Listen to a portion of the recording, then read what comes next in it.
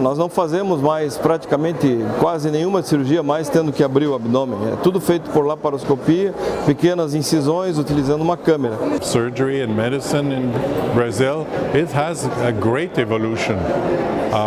I can see that although you look at difficult economic times right now and maybe difficult political times right now, but I've seen the evolution. I think the standards of many of the surgeons that do the procedures here is equal to the standards that we see anywhere else in Europe or in United States. E essa cirurgia por laparoscopia, ela tem crescido muito nos últimos anos. Laparoscópica, por vídeo. Láparo de abdômen, escópia de visualização dentro do abdômen, onde uma cirurgia que é feita por pequenos orifícios, utilizando umas vias de acessos que chamamos de trocáteres, a quais dão acesso à cavidade abdominal do paciente, onde são feitas cirurgias tanto de redução de estômagos, chamadas cirurgias bariátricas, como também cirurgias oncológicas. Isso aqui é um trocáter, é uma via de acesso que é colocado, que são os furinhos que são feitos para entrar os materiais. Então, o material entra por aqui e é trabalhado dentro da cavidade do paciente, movimentos que fazem suturas, que são grampeios, que é o famoso grampeio do estômago. Normalmente ele é processado, controlado e adquirido pelo hospital, com orientação, é claro, do cirurgião, né, e enfermagem. Se a gente comparar o custo do material utilizado numa cirurgia avançada, com alta tecnologia e outras cirurgias convencionais, o custo da cirurgia é maior, mas o custo social é muito menor, porque o paciente volta muito mais rápido do trabalho, fica muito menos tempo hospitalizado. Y cada vez la cirugía va siendo cada vez menos invasiva. Empezó la cirugía laparoscópica con varios orificios, cirugía laparoscópica con un solo orificio y el doctor Michel Gagné ahora está retomando lo que es la cirugía por orificios naturales, que asociado a la cirugía robótica, esto revoluciona básicamente la cirugía. Se passou por uma determinada evolução que foi chamado single port, que é com um corte só de 1,5 cm, se introduzir todas as pinças, fazer toda a cirurgia por ali. E o final disso hoje, o que a gente tem, é a cirurgia por robô. La salud en Uruguay está muy parecido a toda Sudamérica. El gran problema que tenemos es la salud pública, mas de repente en salud privada es algo mejor, pero también tiene los mismos problemas que en toda Sudamérica. Uruguay hace 40 años, 50 años era un referente en América Latina en términos de medicina en general y de cirugía en particular. Hoy día eso no acontece porque por distintas razones, pero no solamente económicas, ha ido disminuyendo el nivel de formación de nuestros profesionales. La salud en Argentina está difícil porque en Argentina no todo el mundo tiene acceso a una prepaga, a una medicina prepaga, a un seguro social. Entonces mucha gente termina estando y teniendo que acudir a los hospitales públicos.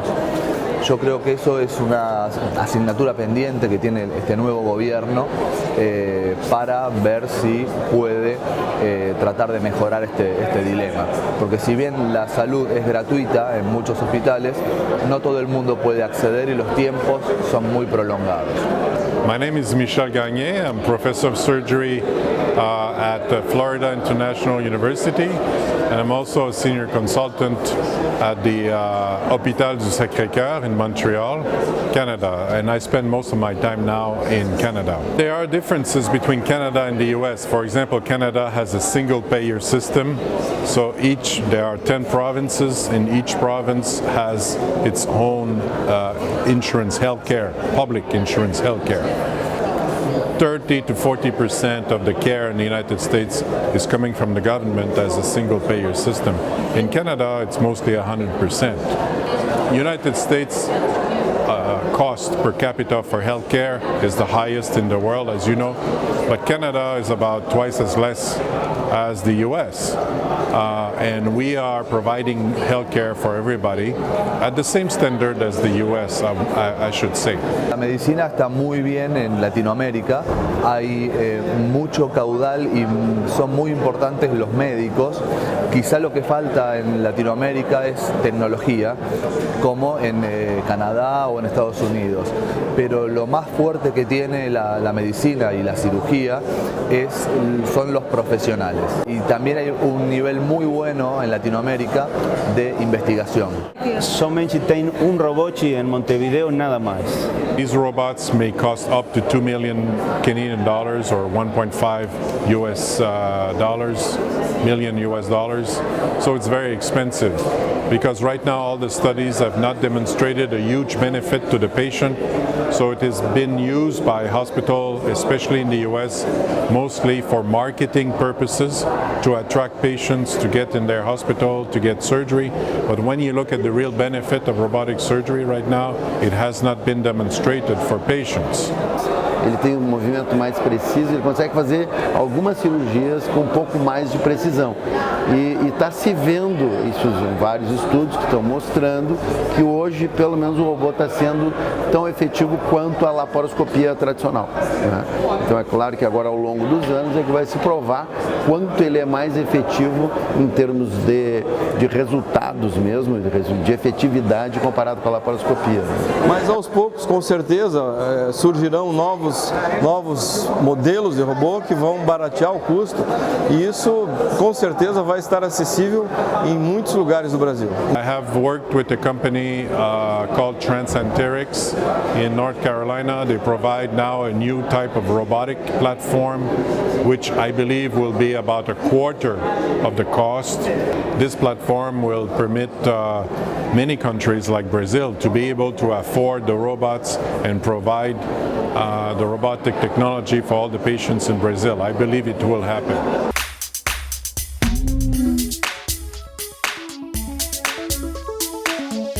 Es un problema mundial el de la obesidad, es una pandemia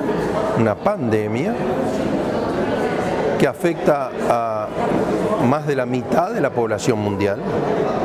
Y solo para tener un dato, existen más obesos en el mundo que población con hambre.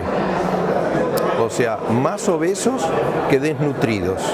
A obesidade é uma epidemia, né, no Brasil e no mundo.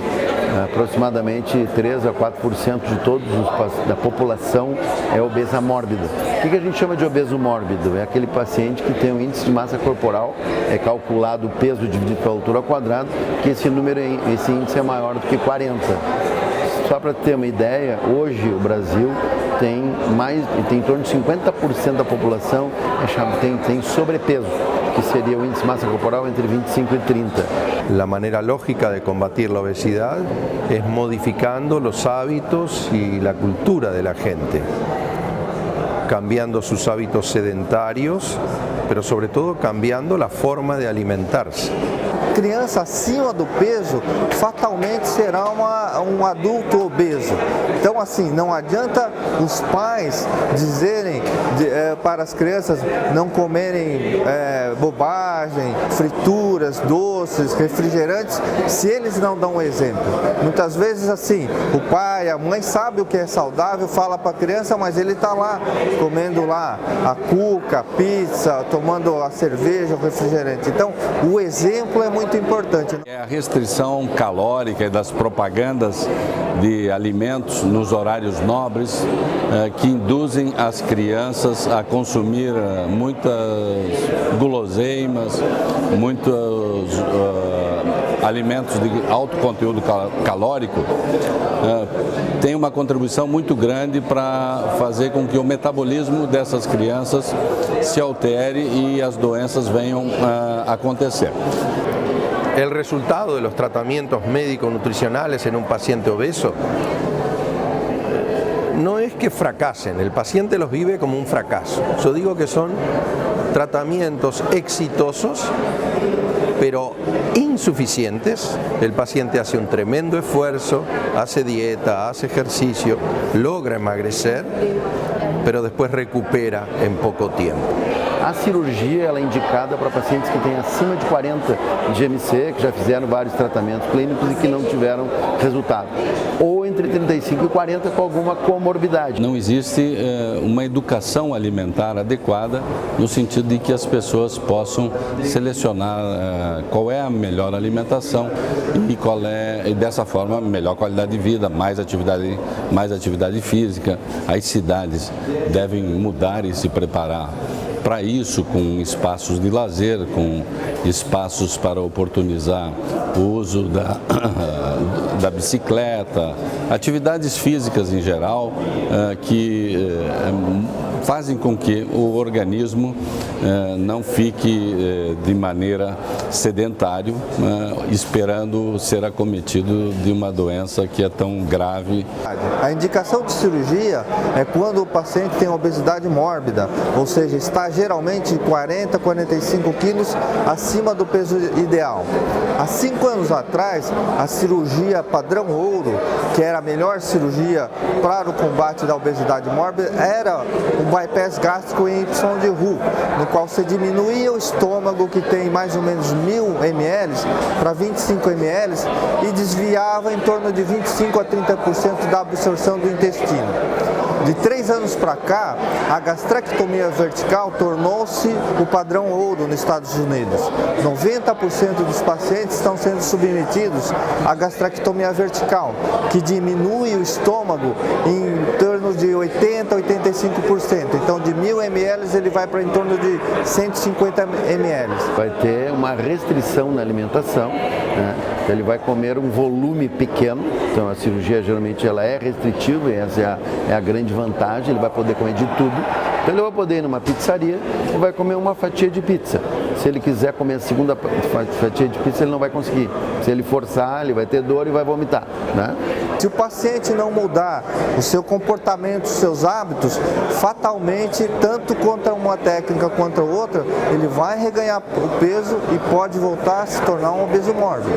A cirurgia bariátrica, ela cresce na aplicação em toda a sociedade, fruto de que a obesidade vem a ser atualmente um grande problema de caráter social que cresce em todas as populações, em todas as cidades, em todas as idades e de uma forma mais veemente nos últimos anos entre nós brasileiros.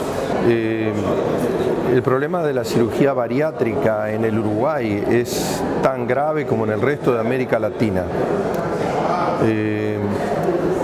2 de cada 3 uruguayos tiene sobrepeso y obesidad y 1 de cada 4 es obeso, y dentro de esos obesos cerca del 19% son obesos mórbidos. Eso quiere decir que la obesidad ha avanzado en un grado extremo como para provocar otras enfermedades asociadas que nosotros llamamos de comorbilidades, como diabetes, hipertensión arterial, dislipemia, colesterol alto. Entonces es un problema muy grave. A grande questão da cirurgia para o diabetes, e isso é a grande notícia, né? É que 90% dos pacientes diabéticos, quando são submetidos à cirurgia bariátrica, ficam curados, né? E em torno de 90% também ficam curados da hipertensão. As pessoas, ao envelhecer com obesidade, ficam com menor capacidade de mobilidade, com muitas dificuldades, e isso tem se avolumado em nosso país de uma maneira muito acentuada. Viven un 20% menos los obesos mórbidos. Tienen un 30% más chance de tener cáncer, amén de las enfermedades cardiovasculares y metabólicas. La diabetes es un problema muy serio. O paciente obeso mórbido, para vocês terem uma ideia, ele tem um índice de mortalidade, se ele não fizer nada, se ele continuar obeso mórbido. Então existe um estudo que viu que o paciente ao longo de 10 anos, ele tem um índice de mortalidade de 30%. Brasil es un pionero en el mundo en cirugía bariátrica y metabólica y se han disminuido los riesgos. E 90% dos pacientes que têm um índice de obesidade maior do que 40 não conseguem fazer a redução do peso espontaneamente só com tratamento clínico. Eles são obrigados a fazer um tratamento mais radical do tipo a cirurgia. Que se llama cirugía bariátrica y metabólica, porque es una cirugía que, modificando la anatomía y el funcionamiento del tubo digestivo, provoca cambios en el metabolismo del paciente. My name is Henri Bismuth. I am professor of surgery in Paris, where I created many years ago a center only devoted for the surgery of liver, biliary tract, and also for liver transplantation. And I have a lot of trainees or pupils who are here in this country, in Brazil, in South America, and I am always very pleased to come here and to see the evolution of hepatobiliary surgery, which is a very important field of surgery due to the tumors, to the cirrhosis, hepatitis C, and I am very pleased to meet here very good, excellent surgeon in this field.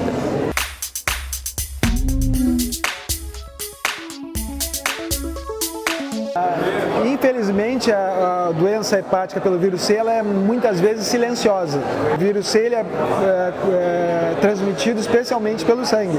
Então, pessoas que fizeram transfusão de sangue, especialmente antes de 1992, pessoas usuárias de drogas, que compartilharam agulhas em algum momento da vida, que foram a alguma manicure, que não tinha bem estabelecido os critérios de esterilização, todas as especialidades, as áreas que tratam com a possibilidade da inoculação do vírus através de algum equipamento externo podem levar esse risco. Tatuagens, se não bem esterilizadas, né? Então, a gente tem que descobrir essa zona de esses pacientes com a risco para essa doença e ir atrás.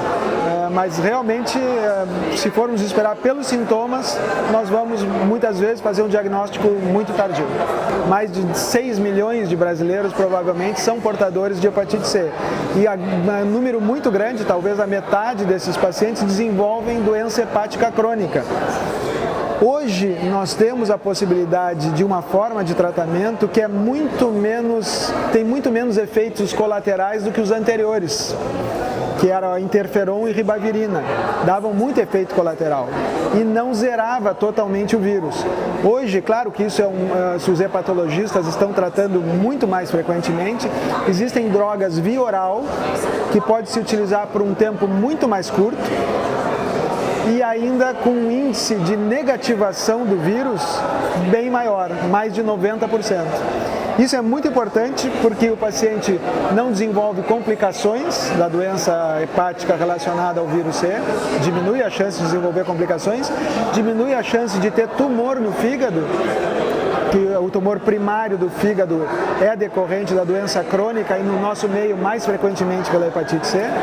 Então, essas novas drogas que estão chegando vão ser muito importantes.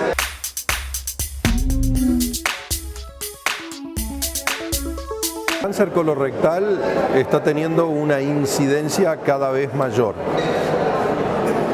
en toda la población y sobre todo en pacientes obesos, tanto en el hombre como en la mujer, con una incidencia que está alcanzando en la mujer los mismos niveles que los neoplasmas de mama ou de útero e ovários. O câncer coloretal é muito importante saber como está esse estadiamento, qual é a fase que ele está, se é um câncer coloretal inicial ou se é um câncer coloretal já na fase mais avançada.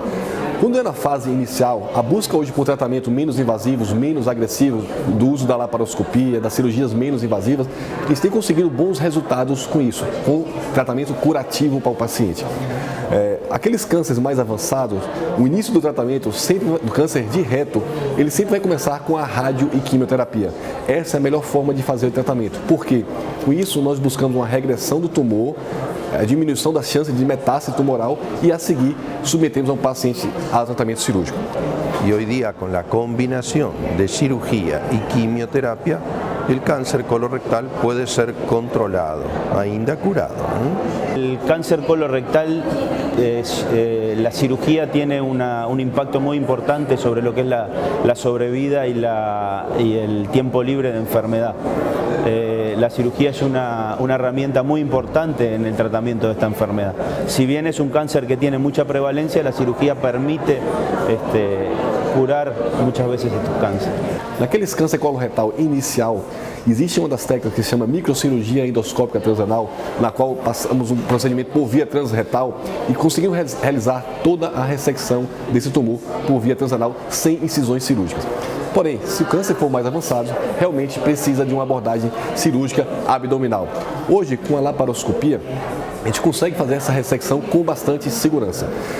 O grande problema do paciente, o medo do paciente, é quando dê um diagnóstico, é o medo da bolsa de colostomia. El uso de la bolsa, de la colostomía, del ano contra natura para cirugía colorectal es más un tema de la localización del tumor más que de la cirugía que uno faz pela laparoscopia ou pela cirurgia aberta. Não depende da cirurgia que uno faz, mas depende da localização do tumor. Os pacientes que têm câncer de colo, que é a parte mais superior do intestino, esses pacientes, na grande maioria das vezes, não há necessidade da utilização da colostomia. Porém, aqueles pacientes que têm tumores de reto, que é um tumor mais baixo, onde fez uma radioquimioterapia antes da cirurgia, essa região onde junta o intestino com o outro é uma região bem frágil. E desse paciente necessita de uma realização de uma colostomia provisória. É uma colostomia temporária que fica entre mais ou menos os 45 dias. Porém, se o tumor ele já invade o ânus, esses pacientes sim, eles merecem uma colostomia definitiva. Não dá para preservar o ânus, então ele fica com colostomia definitiva. Si todo paciente mayor de 40 años se hiciera un estudio de las materias fecales para detectar una pérdida sanguínea intestinal, que se llama de PSI, en las materias fecales, encontrar positivo llevaría a una colonoscopía. Y la colonoscopía puede detectar los tumores en una etapa útil de ser tratados con cirugía. A partir dos 50 anos deve ser realizada a primeira colonoscopia desses pacientes. Aqueles pacientes que às vezes têm uma lesão pequena, eu consigo fazer o tratamento todo por via colonoscópica. Não precisa de um tratamento cirúrgico. Se aquele pólipo pequeno, aquela lesão pequena, não for retirada por uma colonoscopia, esse pólipo em 5 a 10 anos, ele realmente vai virar uma neoplasia maligna e vai precisar de um tratamento cirúrgico. Então, prevenção de câncer coloretal é igual a colonoscopia.